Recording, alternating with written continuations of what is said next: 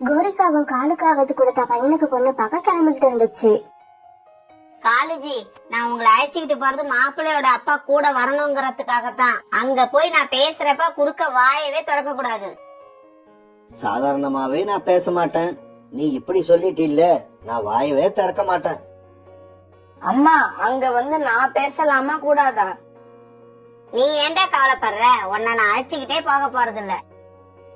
கோரி, ஜக்கு வந்து அவன் கல்யாணம் பண்ணிக்க போற பொண்ண பாக்க வேண்டாமா? வேண்டாம், நான் பார்த்து ஓகே சொல்ற பொண்ணு கழுத்துல அவன் தாலி கட்டினா போதும். இப்ப காலுக்காகவும் கோரிக்காகவும் ஜக்குவுக்கு பொண்ணு பார்க்க பறந்து போனாங்க.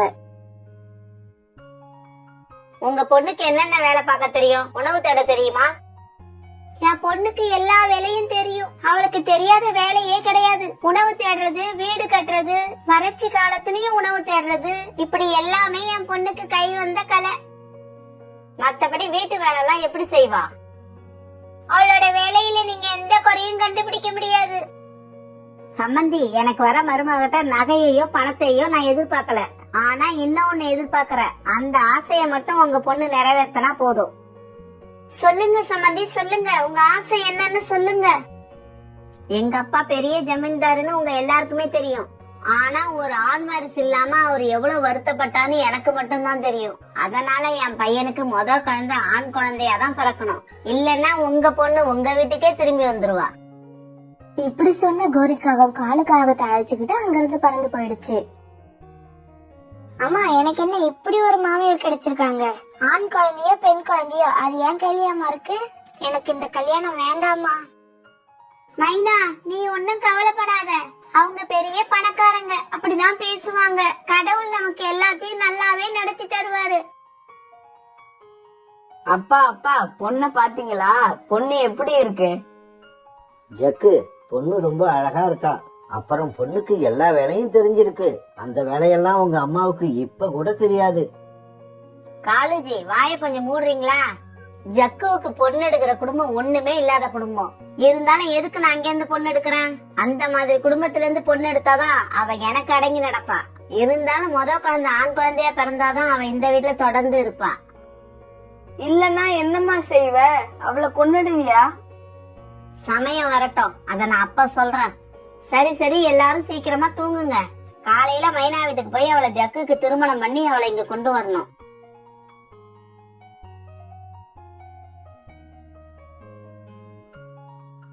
மறுநாள் கோரிக்காகவும் காலுக்காகவும் ஜக்குவை அழைச்சுக்கிட்டு மைனா வீட்டுக்கு போனாங்க. மைனாவை தான் பையன் ஜக்குவுக்கு கல்யாணம் பண்ணி வீட்டுக்கு அழைச்சுக்கிட்டு வந்த கோரி மருமக கிட்ட இப்படி சொல்லுச்சு. மைனா, இன்னைக்கு நீ புது பொண்ணு, அதனால நீ உணவு தேட இன்னைக்கு போக வேண்டாம், நாளையில இருந்து போகலாம். நாளையில இருந்து உணவு தேட நான் போகணுமா? ஏன் அத்தை? மாமா இருக்காரு, என் கணவர் இருக்காரு, அவங்க போக மாட்டாங்களா? என்னது? காலேஜியும் ஜக்கும் உனக்கு உணவு தேடி கொண்டு வந்து கொடுப்பாங்க? மகாராணி, நீங்க வீட்டுல உட்காந்து சாப்பிடுவீங்களோ? இன்னொரு தடவை என் மகன் ஜக்கு உணவு தேடி உனக்கு கொண்டு வரணும்னு சொன்ன வாய கீச்சிடுவேன். கோவப்படாதீங்க அத்தை, எங்க வீட்டுல எல்லாம் எங்க அப்பா தான் உணவு தேட போவாரு, அதனாலதான் அப்படி கேட்டேன். அம்மா, மைனா என்னோட மனைவி. அவளுக்கு போய் நான் உணவு தேடி எடுத்துக்கிட்டு வந்தா என்னம்மா தப்பு? தப்பு இல்லடா ஜக்கு, தப்பே இல்ல. உனக்கு நான் கல்யாணம் பண்ணி வச்சேன் பாரு, அதுதான் தப்பு. மைனா இயல்பாவே ரொம்ப நல்ல குணமுடையது. கோரிக்காக அது மேல என்னதான் வெறுப்ப காட்டினாலும் தன்னோட மாமியார் மேல அது ரொம்ப அன்பாதான் இருந்தது. அத்தை, இந்த பழங்களை எல்லாம் சாப்பிடுங்க. நான் உங்களுக்காகவே இதெல்லாம் தேடி கண்டுபிடிச்சு கொண்டு வந்தேன். என்ன பேசுற நீ? நீ சொல்றத பார்த்தா என்னவோ இதுக்கு முன்னாடி நாங்க இதெல்லாம் சாப்பிட்டதே இல்லங்கிற மாதிரி இருக்கு. உண்மைதான் கோரி, இந்த மாதிரி சுவையான பழங்களை பார்த்து ரொம்ப நாள் ஆகுதுதான். காலேஜி, வாய மூடிக்கிட்டு சாப்பிடுங்க. கோரிக்கு மருமகளை பாராட்ட மனசே வராது. மைனா என்ன செஞ்சாலும் அதுல ஒரு குறைய கண்டுபிடிச்சுக்கிட்டே இருக்கும். என்ன ஆரஞ்சு பழம் இது? ஒரே புளிப்பு, நல்லாவே இல்ல. என்ன கோரி, புளிப்புன்னு சொல்ற, ஆனா கொஞ்ச நேரத்துல 2 ஆரஞ்சு பழத்தை உள்ள தள்ளிட்ட. காலேஜி, நீங்க சாப்பிடுறீங்களா இல்ல நான் எவ்வளவு சாப்பிடறேன்னு எண்ணிக்கிட்டு இருக்கீங்களா? இப்படியே சில நாட்கள் நகர்ந்துச்சு. இப்ப இப்ப கோரிக்காகத்தோட மருமக மைனா முட்டையிட்டு 3 நாள் ஆகியிருந்துச்சு. முட்டைய பார்த்த காலு, மைனா, ஜக்கு இவங்க 3 பேரும் ரொம்ப சந்தோஷப்பட கோரி மட்டும் எதை பத்தியும் யோசிச்சுக்கிட்டே இருந்துச்சு. என் மருமகளுக்கு ஆண் குழந்தை பிறந்தா மட்டும்தான் எனக்கு சந்தோஷம். இந்த முட்டையை எடுத்துட்டு போய் ஸ்கேன் பண்ணி பார்த்தாதான் இது என்ன குழந்தைன்னு நாம கண்டுபிடிக்கலாம். இந்த உண்மையை சொன்னா மைனாவும் ஜக்குவும் முட்டையை கொடுக்க மாட்டாங்க. இப்ப என்ன சொல்லி இவங்க கிட்ட இருந்து முட்டையை வாங்கிட்டு போறது? கோரி, மைனா முட்டையிட்டதுல இருந்து நாங்கெல்லாம் ரொம்ப சந்தோஷமா இருக்கோம். ஆனா நீ மட்டும் ஏதோ யோசனையாவே இருக்க. நீங்க வேற, மைனா முட்டையிட்டதுக்கு அப்புறம் தான் நான் சந்தோஷமாவே இருக்கேன். அப்புறம் இந்த முட்டையை ஒரு தடவை ஸ்கேன் பண்ணி பார்த்துட்டேன்னா இன்னும் சந்தோஷமா இருப்பேன். அத்தை, என் முட்டைய நான் கொடுக்க மாட்டேன். ஒருவேளை இந்த முட்டையில பெண் குழந்தை இருந்தா நீங்க இந்த முட்டையை அழிச்சிருவீங்க. அத்தை ப்ளீஸ், ஸ்கேன் பண்ண வேண்டாம். எந்த குழந்தை பிறந்தாலும் நம்ம அதை சந்தோஷமா ஏத்துப்போம். மண்டு மண்டு, நீ நினைக்கிற மாதிரி இல்லடி. நான் அவன் முட்டையை எடுத்துட்டு போய் ஆனா பொண்ணான்னு ஸ்கேன் பண்ணி பார்க்க போறது இல்ல. வேற எதுக்குமா கேக்குற? ஜக்கு, என் ஃப்ரெண்டோட மருமகளுக்கு போன வாரம் குழந்தை பிறந்தது. பாவம், அந்த குழந்தைக்கு ரெக்கையில வளர்ச்சியே இல்ல. டாக்டர்ஸ் இனிமே அந்த குழந்தைக்கு ரெக்கை வளரவே வளராதுன்னு சொல்லிட்டாங்க. அத்தை, இப்ப அந்த குழந்தை எப்படி இருக்கு? எப்படி இருக்கும்? அங்கேயும் எங்கேயும் தத்தி தத்தி போயிட்டு இருக்கு. அத பார்த்து அவங்க அம்மாவும் அப்பாவும் தினமும் அழுதுகிட்டு இருக்காங்க. அந்த குழந்தை முட்டையில இருக்கும் போதே ஸ்கேன் பண்ணியிருந்தா டாக்டர் அந்த குறைய கண்டுபிடிச்சு அதுக்கு தக்க மருந்து கொடுத்து ரெக்கைய வளர வச்சிருப்பாங்க. இதையெல்லாம் எனக்கு பருந்து டாக்டர் தான் சொன்னாங்க. அதனாலதான் நான் மைனா முட்டையை எடுத்துட்டு போய் ஸ்கேன் பண்ணி பாக்கலாம்னு ஆசைப்படுறேன். கோரியோட பேச்சு உண்மை மாதிரியே இருந்ததால காலு, மைனா, ஜக்கு இவங்க 3 பேருமே அதை நம்பிட்டாங்க. கோரி, அப்ப உனக்கு பெண் குழந்தை பிறந்தாலும் சந்தோஷம் தானா? மனதார ஏத்துப்பியா? அதை அழிக்கணும்னு நினைக்க மாட்டிய? கண்டிப்பா மைனாவுக்கு இப்ப எந்த குழந்தை பிறந்தாலும் நான் ஏத்துப்பேன். ஆனா குழந்தை எந்த குறையும் இல்லாம இருந்தா அதுவே எனக்கு போதும். இதை கேட்ட ஜக்குவும் மைனாவும் ரொம்ப சந்தோஷப்பட்டாங்க. அம்மா, இப்ப நீங்க எங்களோட முட்டையை தாராளமா எடுத்துக்கிட்டு போலாம். எடுத்துக்கிட்டு போய் ஸ்கேன் பண்ணி குழந்தையோட வளர்ச்சி எப்படி இருக்குன்னு தெரிஞ்சுக்கிட்டு வாங்க. மைனா, உனக்கும் சம்பந்தம் தானே? தாராளமா அத்தை என் முட்டையை எடுத்துக்கிட்டு போகட்டும். அப்படியே அத்தை கூட நானும் போயிட்டு வரேன். மைனா, நீ முட்டையிட்டு 2 நாள் தான் ஆகுது. உனக்கு உடம்பெல்லாம் ரொம்ப டயர்டா இருக்கும். அதனால நீ சாப்பிட்டுட்டு நல்லா ரெஸ்ட் எடு. அத்தையே தனியா போயிட்டு வந்துடுறேன். இப்படி சொன்ன கோரி முட்டையை எடுத்துக்கிட்டு டாக்டர் கிட்ட பறந்து போச்சு. கோரி, முட்டையை எடுத்துட்டு வந்திருக்க, எதுக்காக? டாக்டர், இந்த முட்டைய ஸ்கேன் பண்ணி பார்க்கணும். இந்த முட்டை யாருது? அவங்களே அழைச்சிட்டு வாங்க, அப்பதான் ஸ்கேன் பண்ண முடியும். டாக்டர், இது என் மருமக இட்ட முட்டை தான். அவளுக்கு டயர்டா இருக்குன்னு படுத்திருக்கா, அதனால நான் எடுத்துட்டு வந்தேன். அப்படியா? சரி சரி. கருவோட வளர்ச்சி எப்படி இருக்குன்னு மட்டும்தான் என்னால சொல்ல முடியும். அது ஆனா பண்ணான்னு சொல்லக்கூடாதுன்னு காட்டு அரசாங்கம் எங்களுக்கு உத்தரவு போட்டிருக்கு. டாக்டர், எந்த குழந்தை பிறந்தாலும் நாங்க ஏத்துக்கதான் போறோம். நீங்க கருவோட வளர்ச்சி எப்படி இருக்குன்னு மட்டும் சொல்லுங்க, எங்களுக்கு அதுவே போதும். இப்ப டாக்டர் முட்டைய நல்லா ஸ்கேன் பண்ணி பாக்குது. கோரி, வளர்ச்சி எல்லாம் நல்லாவே இருக்கு, எந்த பிரச்சனையும் இல்ல. பேபி நல்லா ஆரோக்கியமா இருக்கு. இது போதும் டாக்டர், நான் இததான் எதிர்பார்த்தேன். எனக்கு இப்ப ரொம்ப சந்தோஷமா இருக்கு. ஓகே கோரி, பீஸ கொடுத்துட்டு நீங்க கிளம்பலாம். டாக்டர் இப்படி சொல்ல கோரி பீஸ கொடுத்துச்சு. டாக்டர், ஒரு சின்ன ரெக்வெஸ்ட். என்ன ரெக்வெஸ்ட்? எந்த குழந்தை பிறந்தாலும் எனக்கு சந்தோஷம் தான் நான் ஏற்கனவே சொல்லிட்டேன். இருந்தாலும் பிறக்க போறது எங்க குடும்பத்தோட ராஜாவா இல்ல ராணியான்னு சொன்னீங்கன்னா அதுக்கு என்ன பேர் வைக்கிறது, வருங்காலத்துல அதுக்கு என்னென்ன ஏற்பாடு பண்றது, இதையெல்லாம் முடிவு பண்ண எங்களுக்கு ரொம்ப ஈஸியா இருக்கும். கோரி, நான் தான் ஆரம்பத்திலே சொன்னேன்ல, ஆனா பெண்ணான்னு நான் சொல்லி அது வெளியில தெரிஞ்சா எனக்கு ரொம்ப பெரிய பிரச்சனை ஆயிடும். டாக்டர் ப்ளீஸ், நீங்க சொல்லுங்க, நான் எங்க வீட்டுல உள்ளவங்க கிட்ட கூட சொல்ல மாட்டேன். என்ன கோரி இப்படி கெஞ்சுறீங்க? சரி, உங்க வீட்டுக்கு ராணி தான் வரப்போறா, அவளை வரவேற்க எல்லா ஏற்பாடும் பண்ணுங்க. கோரி இப்படி சொல்லி முட்டையை எடுத்துக்கிட்டு போனதுக்கு அப்புறம் ஜக்கு மைனா கிட்ட இப்படி சொன்னான். மைனா, அம்மா போய் ஸ்கேன் பண்ணிட்டு வர்றதுக்குள்ள நான் நகரத்துக்கு போய் ஸ்வீட் வாங்கிட்டு வந்துடுறேன். குழந்தை பிறந்த உடனே எல்லாருக்கும் கொடுக்கணும்ல. ஆமாங்க, இன்னும் 2-3 நாள் எப்படியே குழந்தை பிறந்துரும். அப்படியே குழந்தைக்கு போட ஸ்வெட்டரும் மங்கி கேப்பும் வாங்கிட்டு வாங்க, குளிர்காலம் வேற ஆரம்பிச்சிடுச்சு. நல்ல வேலை ஞாபகப்படுத்தின, கண்டிப்பா வாங்கிட்டு வந்துடுறேன்.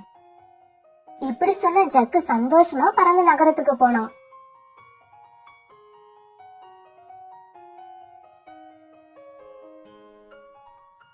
கிளினிக்ல இருந்து முட்டையை எடுத்துக்கிட்டு வந்து ஒரு மரத்துல உட்கார்ந்த கோரி இறுக்கமான மனசோடயே இருந்தது. இந்த முட்டைய வீட்டுல இருந்து எடுத்துட்டு வர்றதுக்கும் இதுல இருக்கிறது ஆனா பொண்ணான்னு கேட்டு தெரிஞ்சுக்கவும் எவ்வளவு பொய் சொன்னேன், எப்படி எல்லாம் கஷ்டப்பட்டேன். கடைசியில என்னடானா என்ன அவமானப்படுத்துறதுக்காக இதுக்குள்ள ஒரு பெண் குழந்தை இருக்கு, இது எனக்கு தேவையே இல்ல. இப்படி பைத்தியம் பிடிச்ச மாதிரி கத்தன கோரிக்காவும் தன் காலால முட்டையை எட்டி உதைக்க அது மரத்துல கீழே வந்து உடைஞ்சு போச்சு. இப்ப ஸ்வீட்டும் சற்றும் அவன் நகரத்துக்கு போன ஜக்கு திரும்பி வந்துட்டான். மைனா இங்க பாரு, இனிப்பு, ஸ்வெட்டர், மங்கி கேப், இப்படி நீ சொன்ன எல்லாமே வாங்கிட்டு வந்துட்டேன். இதெல்லாம் இருக்கட்டுங்க, முட்டையை எடுத்துட்டு போன அத்தை ஏங்க இன்னும் வரல? நேரம் ஆக ஆக எனக்கு என்னவோ பயமா இருக்குது. மைனா பயப்படாத, ஸ்கேன் பண்ணி பார்க்க கொஞ்சம் நேரம் தான் ஆகும். அம்மா இந்நேரம் வந்துகிட்டு இருப்பாங்க. நான் வேணா 10 வரைக்கும் நம்பர் சொல்றேன், அதுக்குள்ள வந்துருவாங்க பாரு. இப்படி சொன்ன ஜக்கு நம்பர் சொல்ல ஆரம்பிச்சான். 1 2 3 4. ஜக்கு நம்பர் 5 சொல்றதுக்குள்ள கோரிக்காக வீட்டுக்குள்ள வந்துடுச்சு. அத்தை என்ன நீங்க மட்டும் வரீங்க? என் முட்டையை எடுத்துட்டு போனீங்களே அது எங்க? மைனா கேட்ட கேள்விக்கு பதிலே சொல்லாத கோரி அத கேட்க நீ யாரு அப்படிங்கிற மாதிரி ஒரு பார்வை பார்த்தது.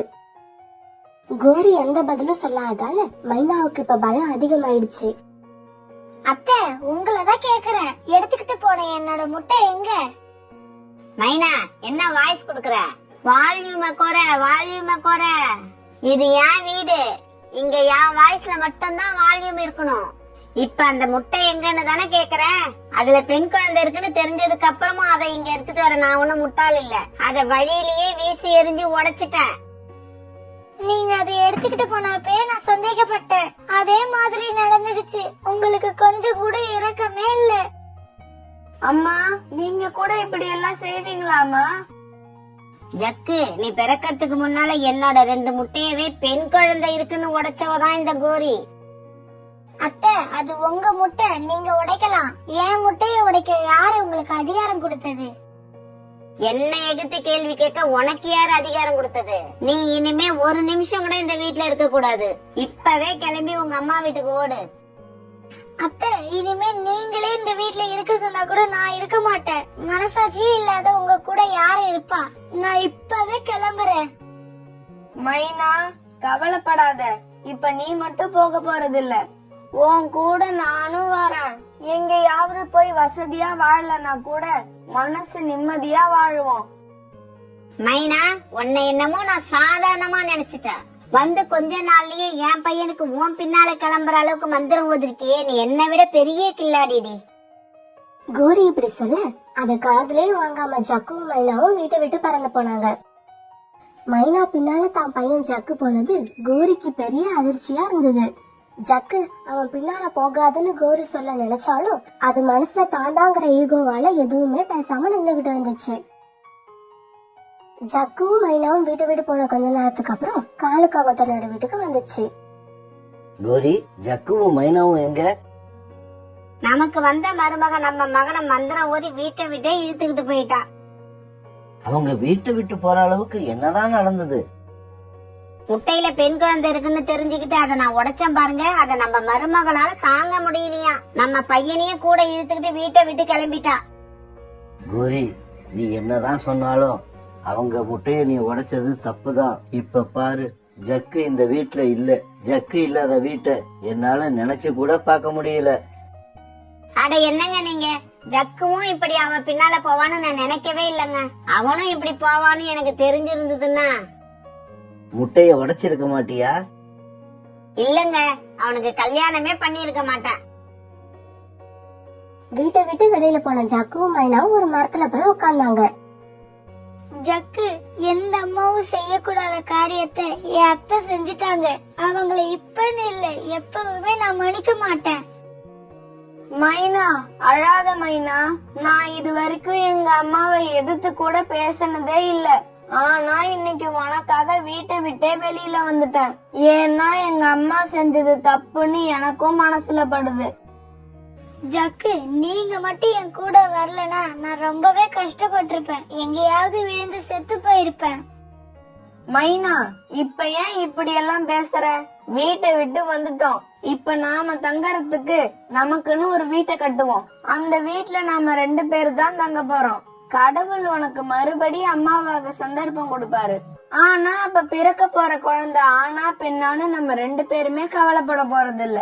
எந்த குழந்தையா இருந்தாலும் சந்தோஷமா ஏத்துக்க போறோம். ஜக்கு இப்படி சொன்னதுக்கு அப்புறம் தான் மைனா கண்ணுல இருந்து வர தண்ணி நின்னுது. ஜக்கு, நீங்க பேசினது கேட்கும் போது எனக்கு சந்தோஷமா இருக்கு. வாங்க தேவையான பொருட்களை கொண்டு வந்து வீடு கட்ட ஆரம்பிப்போம்.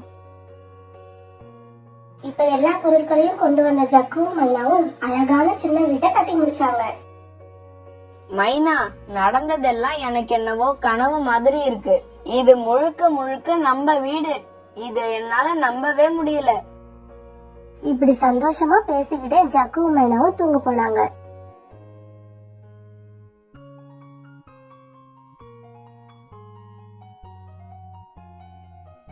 என்ன கோரி அக்கா, ஜக்குவும் மைனாவும் எங்க? ரொம்ப நாளா பார்க்கவே முடியல. தேடி தேடி பிடிச்சு கொண்டு வந்தனே ஒரு மருமக. அவ என் மகனையும் மயக்கி இந்த வீட்டை விட்டே இழுத்துட்டு போயிட்டா.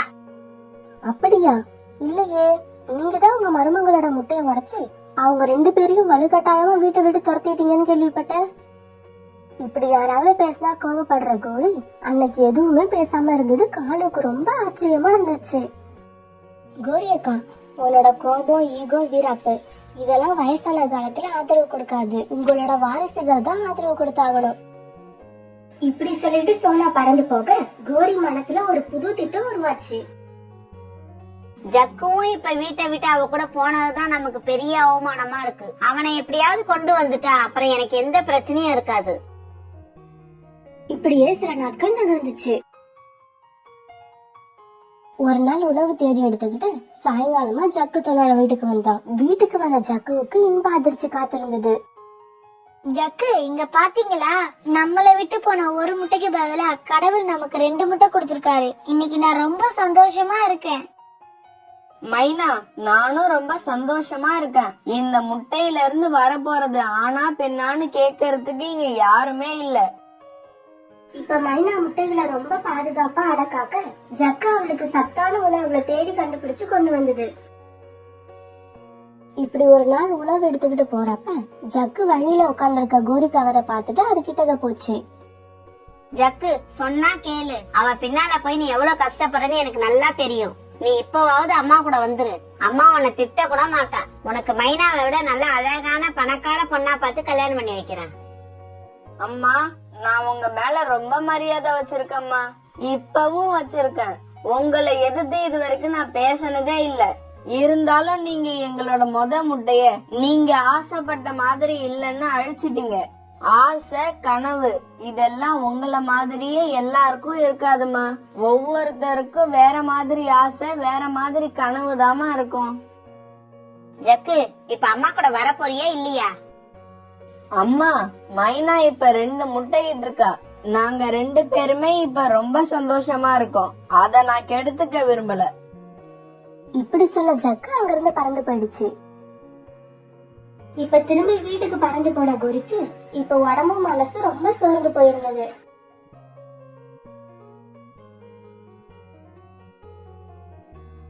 காலங்கள் ரொம்ப வேகமா ஓட ஆரம்பிச்சது.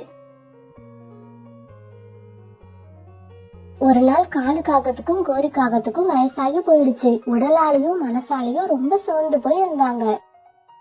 காலேஜி, எனக்கு தொண்டை ரொம்ப வறண்டு போயிருக்கு. கொஞ்சம் தண்ணி எடுத்து கொடுங்களாம். கோரி, நேத்து உணவு தேட போயிட்டு திரும்பி வரப்ப கால்ல திடீர்னு வலி வந்துருச்சு. அது இப்ப வரைக்கும் சரியாகல. இந்த வயசுல எல்லாம் நம்மள பாத்துக்க யாராவது கூட இருக்கணும். ஒன்னு நானும் என்ன நீனும் பாத்துக்கிட்டா இப்படித்தான் கஷ்டப்படணும். காலுஜி, எனக்கு மனசே சரியில்லை. வாங்க பக்கத்தில் உள்ள அருவி வரைக்கும் போயிட்டு வருவோம். இப்ப பக்கத்துல உள்ள அருவிக்கு போன காலுவும் கோரியும் அங்க ஏற்கனவே வந்து பொழுது போக்கிட்டு இருந்த சோனா குருவி குடும்பத்தை பார்த்தாங்க.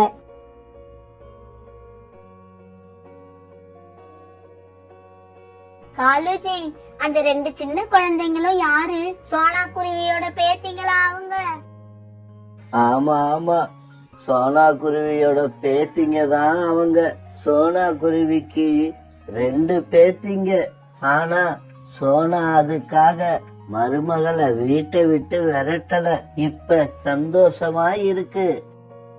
இத கேட்டுக்கிட்டு கோரிக்காக மௌனமா அழுதுகிட்டே இருந்துச்சு. மைனாவோட 2 பெண் குழந்தைங்களும் அன்னைக்கு ஸ்கூல் விட்டு வந்தாங்க. அம்மா அம்மா எங்களுக்கு ஆஃபலி லீவ் விட்டாச்சு. ஆமாமா, இன்னும் 10 நாள் நாங்க வீட்ல தான் இருப்போம். இந்த சமயத்துல வெளியில போயிருந்த ஜக்கும் திரும்பி வந்துச்சு. ஹாய், அப்பா வந்துட்டாங்க, அப்பா வந்துட்டாங்க. பசங்களா, இப்படி வந்து இந்த ஸ்நாக்ஸ் சாப்பிடுங்க. அப்பா வேலைக்கு போயிட்டு இப்பதான் வந்திருக்காங்க, அவங்கள தொல்லை பண்ணாதீங்க. மைனாவோட பெண் குழந்தைகள் 2 இப்ப வந்து ஸ்நாக்ஸ் சாப்பிட ஜக்கு மெதுவா பேச ஆரம்பிச்சது.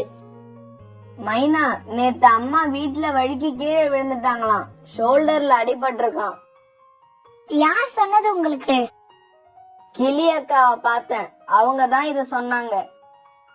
ஏங்க, நீங்க ஒரு தடவை போய் அத்தையும் மாமாவையும் பார்த்துட்டு வந்ததா என்ன? அம்மா நம்ம மேல கண்டிப்பா கோவமா தான் இருப்பாங்க. நான் போனா முகம் கொடுத்து கூட பேச மாட்டாங்க. அம்மா அம்மா, யார பத்தி பேசிட்டு இருக்கீங்க? உங்க தாத்தாவையும் பாட்டியும் பத்தி தான் பேசிட்டு இருக்கோம்.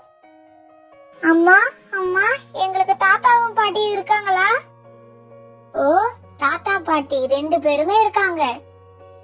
அம்மா அம்மா, வாங்கம்மா, தாத்தாவையும் பாட்டியும் போய் பார்த்துட்டு வருவோம். பசங்களா, என்னையும் அம்மாவையும் பார்த்தா பாட்டி திட்டுவாங்க. அதனால நீங்க 2 பேரும் மட்டும் போயிட்டு வாங்க.